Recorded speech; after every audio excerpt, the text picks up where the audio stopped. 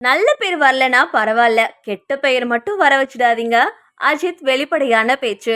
தமிழ் திரையுலகில் முன்னணி ஹீரோவா இருக்கிறவர் அஜித் குமார். இவர் நடிப்புல இந்த ஆண்டு வெளிவந்த குட் பேட் அக்லி திரைப்படம் மாபெரும் அளவுல வெற்றி அடைஞ்சிச்சு. இந்த படத்தோட வெற்றியை தொடர்ந்து மீண்டும் ஆதிக் ரவிச்சந்திரனோட இணைந்து பணியாற்ற அஜித் முடிவு செஞ்சிருக்காரு. ஆமாங்க, AK-64 படத்தை ஆதிக் இயக்க ரோமியோ பிக்சர்ஸ் நிறுவனம் தயாரிக்கிறாங்க.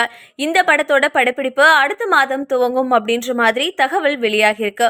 நடிகர் அஜித் கார் ரேஸ் மேல அளவு கடந்த அன்பு கொண்ட நபர். தற்போது முழுமையா கார் ரேஸ்ல ஈடுபட்டு வர்ற அஜித் கடந்த சில ஆண்டுகளுக்கு முன்னாடி கலந்து கொண்ட கார் ரேஸ்ல பேசிய ஆடியோ ஒன்று வெளியாகியிருக்கு. இதுல தன்னோட கார் ரேஸை பார்க்க ஆயிரக்கணக்கானோர் கூடினப்போ ரசிகர்களை அவர் எப்படி ஒழுங்குபடுத்தினாரு அப்படின்றத பாருங்க. எனக்கு நீங்க நல்ல பேர் வாங்கி தர வேண்டாம், அட்லீஸ்ட் கெட்ட பேர் வராம இருந்தா போதும். உங்க ஆர்வம் எனக்கு புரியுது. You love me so much, I love you two.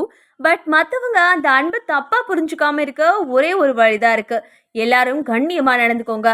ஒவ்வொரு பேட்டியிலையும் என்னுடைய ரசிகர்கள் கண்ணியமானவங்கன்னு சொல்லிட்டு வரேன். அந்த பெயரை காப்பாத்துங்க.